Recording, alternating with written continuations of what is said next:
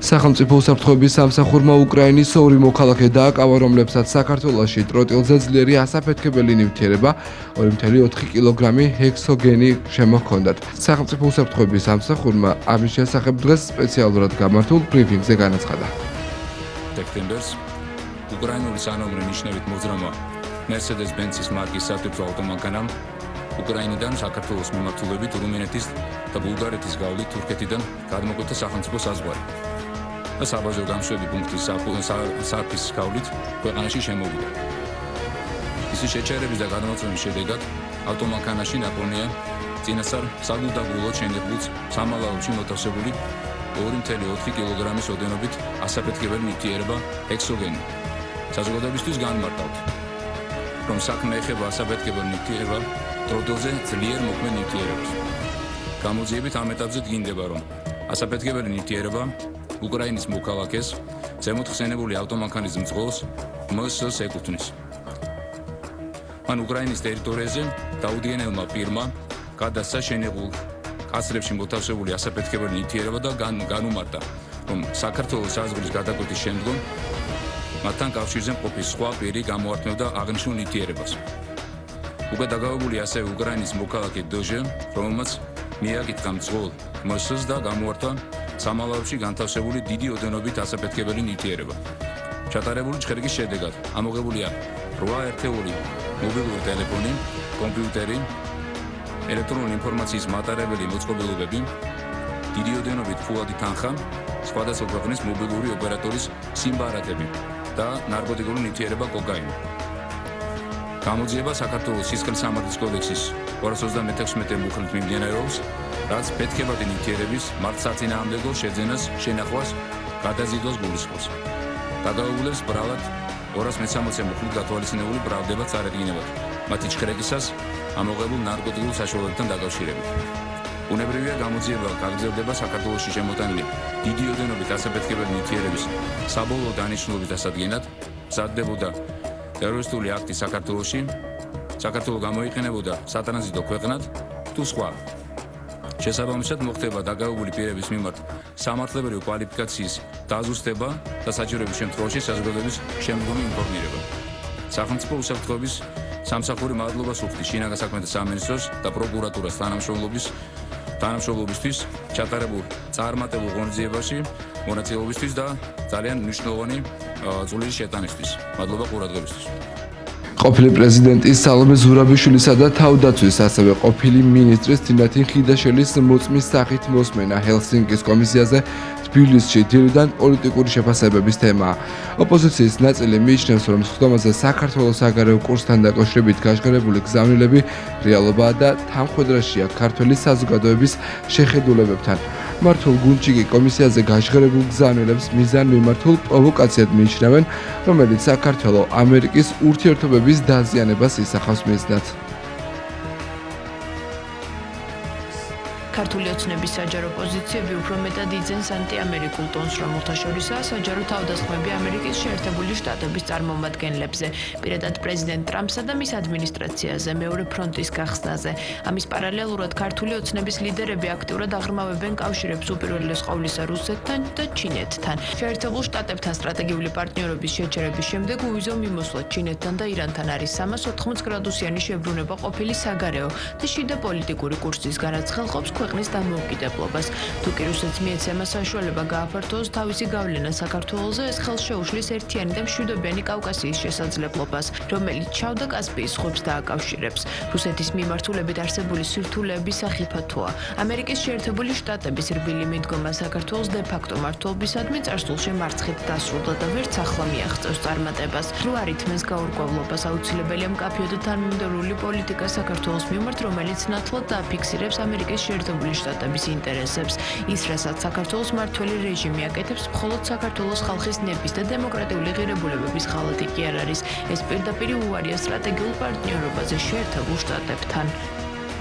სამწუხაროდ დღევანდელმა მართლმა პარტია ქართულმა ოცნებამ აირჩია გზა, რომელიც ავტორიტარულ რეჟიმებს ემსახურება ნაცვლად წინააღმდეგობისა. მათ ძირი გამოუთხარეს ინსტიტუტებს, არჩევნები გააყალბეს, განსხვავებული აზრის კრიმინალიზება მოახდინეს, დააპატიმრეს ოპოზიციის ლიდერები, ძალა გამოიყენეს მშვიდობიანი დემონსტრანტების წინააღმდეგ და უარი თქვეს ქართველი ხალხის ნების დაცვაზე, რომელიც მათ საარჩევნო ურნასთან გამოხატეს. რუსეთს და ახლა სულ უფრო მეტად ჩინეთს აქვთ პირადი ინტერესი ჩვენი სუვერენიტეტის შელახვის, ავტორიტარიზმის ორბიტაზე ჩვენი ხილახლა ჩათრევის კუთხით, მაგრამ ქართველი ხალხი არ დანებებულა. მიუხედავად პროპაგანდისა, მმართველი პარტიის ღალატისა ჩვენი დემოკრატიული მისწრაფებების მიმართ, ქართველები კვლავ რჩებიან დასავლეთზე ორიენტირებულნი. გამოკითხვა აჩვენებს უდიდეს მხარდაჭერას ევროკავშირისა და ნატოს წევრებისადმი. ხალხს კვლავ სწამს თავისუფლებისა და კვლავ სწამს შეერთებული შტატების მეგობარი აქტი ზუსტად წარმოადგენს იმ ტიპის მდგრად სტრატეგიულ მხარდაჭერას, რომელსაც შეუძლია დაეხმაროს ქართულ სამოქალაქო საზოგადოებას, დამოუკიდებელ მედიას და რეფორმატორებს გადარჩენაში. ქართული ოცნება ქართულ კოშმარად იქცა. ტელევიზორით ხედავ ათასობით ადამიანს ქუჩაში, რომლებიც ყოველდღიურად აპროტესტებენ და ეს გაძლევს საშუალებას გაიაზროთ, თუ რამდენად მნიშვნელოვანია დემოკრატია და ეს მნიშვნელოვანია ამერიკაშიც. რუსეთმა საქართველოს ნაწილი დაიპყრო და კვლავ გააკეთებს ამას, თუ შესაძლებლობა ექნება. თან ახლა მოკავშირეყავთ იქ ბატონი ივანიშვილის სახით. ასე რომ უფრო მარტივია დაპყრობა შიგნით. სამწუხაროა, რომ სენატმა არ მიიღო და არ მიიღებენ მეგობარ აქტს. რაღაც პრობლემები იყო და შესაძლოა ეს დაკავშირებული იყოს ერთ კონკრეტულ დიდ ბიზნესთან, რომელიც პორტს აშენებს. ბატონი უილსონი მართალია. იმდენად დიდი უმრავლესობაა დემოკრატები და რესპუბლიკელები ორპარტიულად უჭერენ მხარს კანონპროექტს და ეს თითქმის გაუგონარია. დიდი მხარდაჭერა და იქ როგორ ჩანს ერთმა ადამიანმა შეძლო მისი ჩაკვა. გასაოცარია რომ ეს მოხდა. რატომ მოხდა არ მესმის. რაც შეეხება ის პირველ რიგში არის Deep State-ის აგენტი და მერე არის დაფინანსებული ლობისტი. ხო, ორივე ერთად არის, მაგრამ პირველ რიგში ისიც არის, თუნდაც Deep State-ის აგენტი, ისევე როგორც სალომე ზურაბიშვილი, თინა ხიდაშელი, ჩვენ ვიხილით თანამედროვე სერგო ორჯონიკიძეები, გუშინ ვაშინგტონში, რაც ძალიან სამწუხაროა, ბუნებრივია, როდესაც ქართველი კარგავს სახეს, როდესაც ქართველი პირდაპირ უპირისპირდება საკუთარი სახელმწიფოს ეროვნულ ინტერესებს, ეს არის ბუნებრივია ტრაგედია. მოვლენა, თუმცა ეს არის მათი ტრაგედია.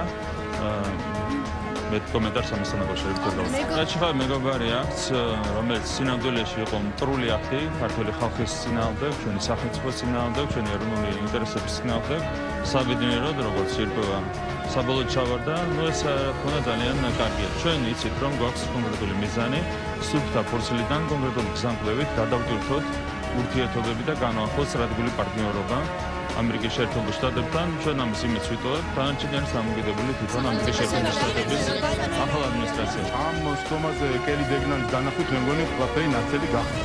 ერთადერთი ვინც უნდა დაეკითხა ამ კომისიას, თუ კი მართლა აინტერესებთ რაღაც პროცესების ახსნა, იყო ქალბატონი კელი დეგნანი.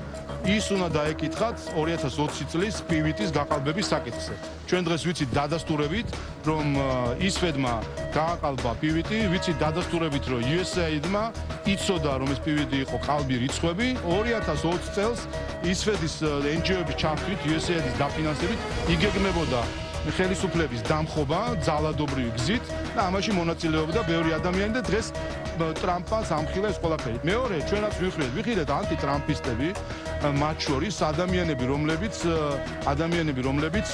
სალომე ზურაბიშვილის სახით ამბობდნენ, ტრამპმა რუსეთის ჩარევით გაიმარჯვა, მოღალატეებს საქართველოს ისტორიაში ყოველთვის სათანადო ადგილი მიეჩინება.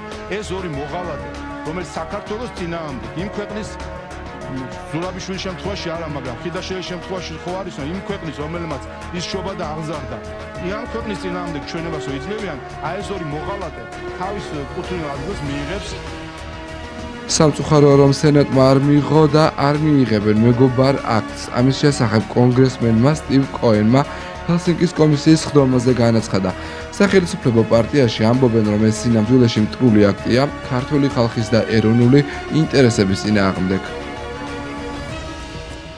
ჩემი აზრით ის ყველა გზავნილი, რომელიც ჭერდებოდა ქართული ოცნების საგარეო კურსთან დაკავშირებით, შესაბამისობაში მოდის დემოკრატიული თავისუფალი ქართული საზოგადოების იმ ნაწილის აზროვნებისგან, რომლებიც თვლიან, რომ ქართული ოცნების საგარეო მიმართულება არსებითად ანგრევს ქვეყნის შეზღუდვას გახდეს დასავლური ცივილიზაციის სრულფასოვანი ნაწილი. ჰელსინკის კომისიაზე კიდევ ერთხელ დადასტურდა ის, რომ ამერიკის შეერთებული შტატები დგას საქართველოს ეროვნული ინტერესების დაცვის სამსახურში და ქართულ ხალხთან, ამავდროულად ისიც, რომ არანაირი ლეგიტიმაცია არ ექნება ქართულ ოცნებას და ცხადია ვერ აღდგება ამერიკის შეერთებულ შტატებთან სტრატეგიული პარტნიორობა, თუ არ გათავისუფლდნენ პოლიტპატიმრები და არ ჩაინიშნა დემოკრატიული არჩევნები. ნამდვილად ვერ გეტყვით, რა იყო ქალბატონი პრეზიდენტის, მეხუთე პრეზიდენტის და ქალბატონი ყოფილი თავდაცვის მინისტრის მიზანი ჰელსინკის კომისიაზე, ეს არის მათი პერსონალური გადაწყვეტილება და ჩვენს შემთხვევაში რაც შეეხება შეფასების ნაწილს, ვინც უფრო მნიშვნელოვანია ის პასაჟი, რასაც ქალბატონი პრეზიდენტი თავის ლეგიტიმაციასთან დაკავშირებით პოზიციონირებს. როდესაც ის თავს აიდენტიფიცირებს ლეგიტიმურ პრეზიდენტად, ეს ნიშნავს, რომ ის არის საქართველოს ყველა მოქალაქის პრეზიდენტი და ის ფაქტორია, რომ გადაწყვეტილებით შეუდგეს, რომ ართმევს ადამიანებს თავიანთი კონსტიტუციური უფლებით გათვალისწინებულ შესაძლებლობას მიიღონ არჩევნებში მონაწილეობა და ვთქვათ, ის ერთადერთი ინსტრუმენტი, რაც არის დარჩენილი მოქმედი ხელისუფლების შესასუსტებლად ფაქტობრივად არ გამოიყენება. ჰელსინკის კომისიაზე გამოჩნდა ის, რომ ეს ორგანიზაცია არის დეპსეეთის ერთ-ერთი შემადგენელი ნაწილი. გამომდინარე იქიდან, რომ მის გადაწყვეტილებებში ყოველთვის ჩანს, რომ საქართველოს ჯერ ერთი არ აღიქვამს როგორც დამოუკიდებელ ქვეყანას და მეორეც უსამართლოდ აკრიტიკებს და პრაქტიკულად უგულებელყოფს ევროპის ინსტიტუტების იმ კვლევებს, რომელიც პირიქით პოზიტიურად აფასებს საქართველოში მიმდინარე პროცესებს. ის, რომ ჩინეთთან ურთიერთობას უპირატესობას ანიჭებს თავად შეერთებული შტატები და მის პრეზიდენტი ტრამპი, მის განცხადებებში და მის ვიზიტებში ჩანს პირდაპირ, რომ პოლიტიკური თუ ეკონომიკური კუთხით შეერთებულ შტატებს აქვს პრიორიტეტი, რომ ჩინეთთან დაალევოს ურთიერთობა. ეროვნული ბანკის ცენტრალური პროგნოზის მიხედვით ჩასული ჩინეთში მოისმინეთ ერთი მუჭა ხალხის მცდელობა, რომ კიდევ უფრო მეტად დაეზიანებინათ საქართველოს ამერიკის ურთიერთობები. არაფერი ახალი მათ განცხადებებში არ იყო, სიმართლე გითხრათ, გაცვდა უკვე ეს მცდელობებიც, ეს ერთის შეიძლება რაღაც რამდენიმე თვის წინ ყრილოდა ეს განცხადებები, დღეს არის გამწვდა მთლიანად. იმიტომ რომ არ ეფუძნება ეს რეალობას, არ ეფუძნება ფაქტებს, ეს არის ჩვეულებრივი ტყუილები. ისაუბრეს ისეთ თემებზე, რომელიც მათი აზრით იქნებოდა მნიშვნელოვანი კონგრესმენებისთვის თუ ამერიკული პოლიტიკური ელიტისთვის. სხვა დანიშნულება ამ საუბარს და რაღაც ტყუილების გაცვლას არ ჰქონდა. მით უმეტეს არ ჰქონდა ამ ქართული საზოგადოებისთვის, რომელმაც კარგად იცის სალომე ზურაბიშვილის წარსული და აწყვოც და თინათი ხიდაშენის წარსულის და აწყვოც. გორბის კვლევის შედეგები მმართველ გუნდს კიდევ ერთხელ არწმუნებს იმაში, რომ ოპოზიცია მძიმე მდგომარეობაშია. ქართულ ოცნებას და კახა ყალაძეს კი თვითმმართველობის არჩევნებზე კონკურენტი პრაქტიკულად არ ყავთ.